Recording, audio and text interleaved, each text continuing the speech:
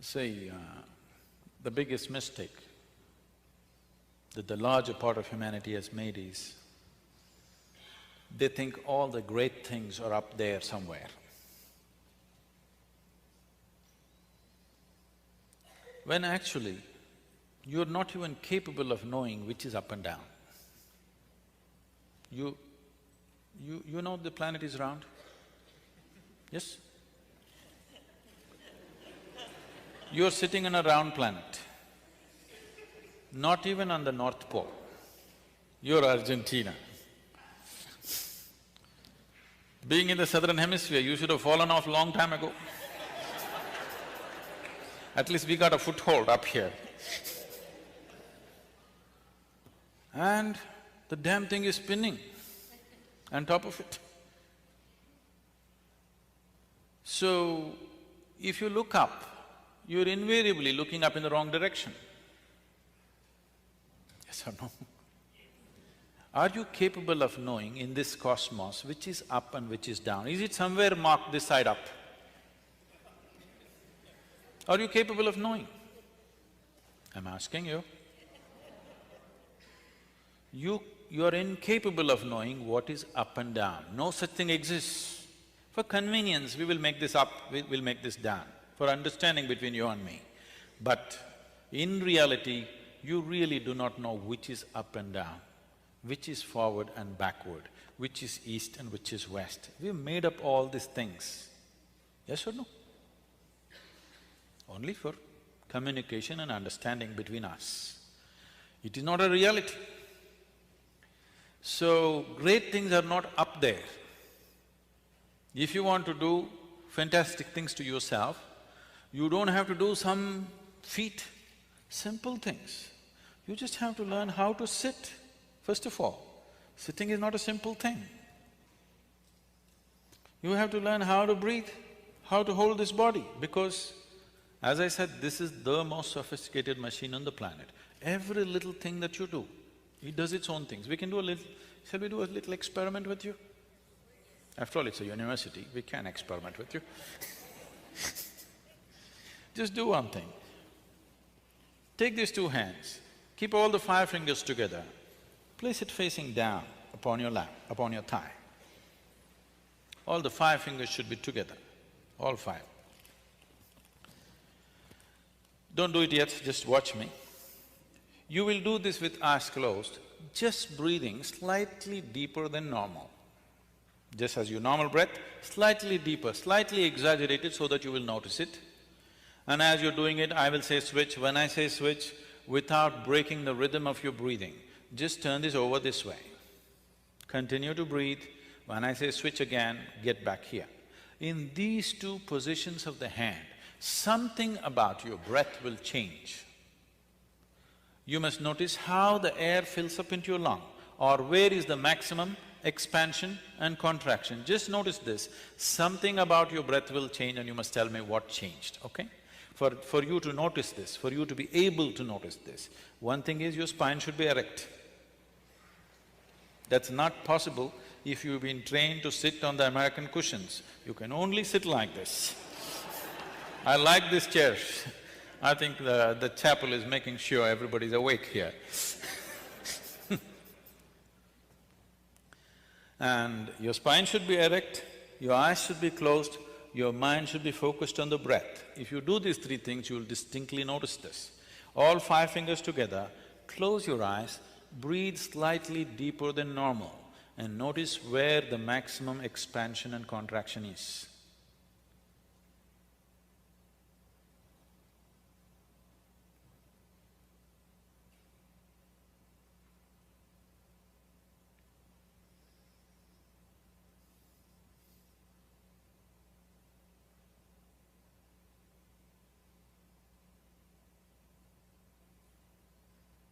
Switch.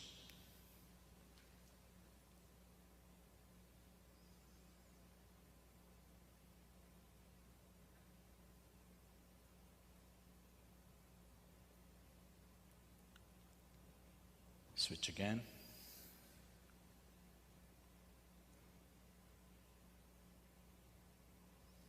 Please open your eyes. There's some difference between the two.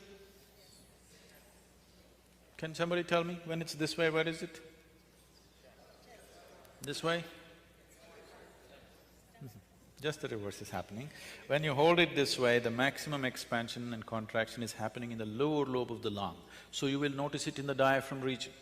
If you turn it around, it moves into the middle lobe of the lung, so you will notice higher up in the chest. Just do one breath and see it is noticeable.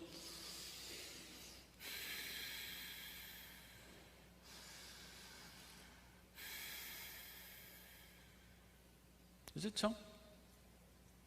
So just turning your hand over, the very way you breathe is altering itself. It's not just about the breath, the very way the fundamental life energies are functioning is altering itself simply because you turn your hand over. How many times in a day, unconsciously, are you doing this? Whatever anybody asks. In India, this means no. No, no, no, no, no, no. Now you're setting your energies into turmoil and hoping to be peaceful. Life doesn't work like that. Unless you do the right things will not happen to you. Now, what is being referred to as inner engineering or what is largely known as yoga? When I use the word yoga, I hesitate and avoid using this word in United States because yoga means they think something Zumba and some gymnastic stuff. Like we get… in India we get all your B-grade and C-grade movies. Just like that, you get some things like that from India. Now, one dimension of yoga is like, if you remember in 60s and 70s when the television came first, on top of your home there would be an aluminum contraption. Now it's become much more sophisticated, otherwise there would be aluminum tubes hanging like this. You're just watching your favorite program, suddenly your television goes boop, boop, boop. Then you run up on the terrace and pull it like this, it won't work, pull it like that, it won't work. You get it there properly. Suddenly the whole world pours into your sitting room. This is called an antenna. This… you are who you are. You know that you exist only because you perceive. Yes or no? See, suppose you're sitting here and you fell asleep. For sure I will disappear. I'm the first one. If you go a little more like that, everybody will disappear. If you really get hung, even you disappear. In your experience, the existence is obliterated, isn't it? You need to understand, you even know that you exist only because you're perceiving. So what you perceive is what you have become. There's also other nuances to that, how you perceived, what you made out of it, but essentially, what you perceived is what you have become. If your perception is gone, it's gone. Your life is gone, isn't it? Now, perception, how to enhance the perception should be the only goal, because if you enhance your perception, your life will enhance itself.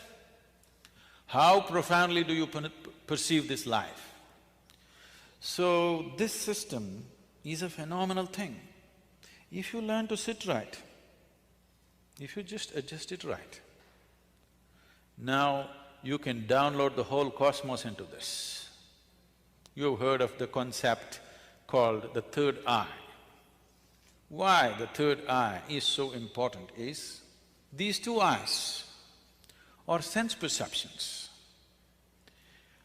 Almost 30 to 35% of your vision is by memory.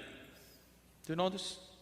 If you had no memory, you would not be able to see a lot of things. These two eyes have past hanging in them. They're always blurred by the past.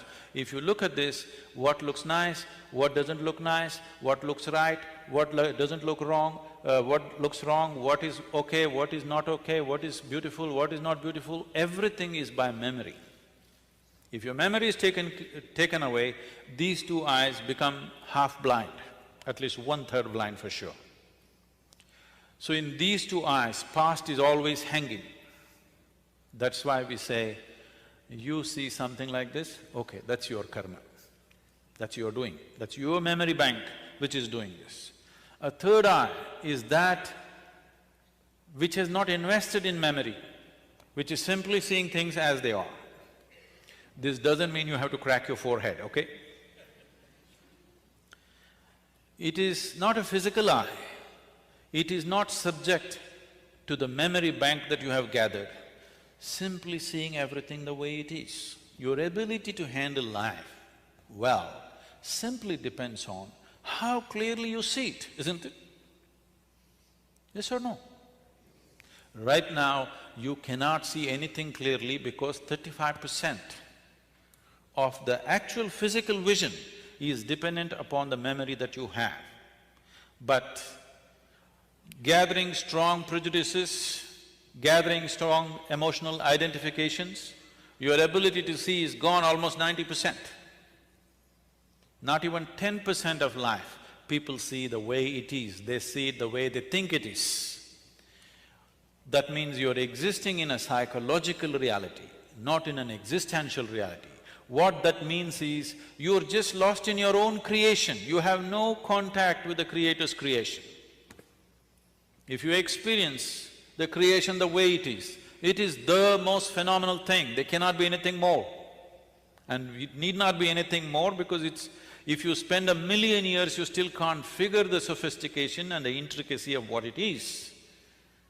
But people are bored. When you can't figure an atom in a lifetime, or 10 lifetimes you can't figure one atom, people are bored because they're lost in their own petty creation. They're existing in their own psychological creations, psychological existence, not in the real existence. Life is here. What's in your mind is madness, isn't it? It's time you step down into the Creator's creation. I'm saying step down because your creation is higher, of course. Otherwise, why would you dwell there? So it's time every human being dedicated a little bit of time towards this. It's being offered in Atlanta if you wish to take it. Otherwise, in your own home, if you want to do, there are tools being given out because of the generosity of a few people, that these things are available or it's available online to start with. But every human being should start the process of turning inward. Otherwise, when moment of death comes, all you will have is belief systems to hang on to. And everything that you believe, everything that you think matters to you right now will not matter to you if the next moment is death. And I'm sorry to remind you, but anyway you will die. It's not my wish. I'll bless you with a long life, but anyway you will die. Is it okay? You need to understand, this is the fundamental of turning inward, that you realize that you're mortal. You realize that you have come with an expiry date. You realize you're racing towards it. If you remind yourself of this, how can you not look at life more profoundly? How can you? Only because you think you're here forever, you can forget about it. It doesn't matter what you think. You think you come to the talk, you think you're going to go home, you think you're going to this place or that place. But as far as your body is concerned, it is walking straight to the grave. Yes or no? You think so many things, this is all your nonsense. But the reality is your body is walking straight to the grave, not missing a step. Yes or no? We'll bless you with a long life. But if you understand and if you're constantly conscious that I'm mortal, there is no way you cannot look at deeper dimensions of life. You naturally will. Thank you very much for being here.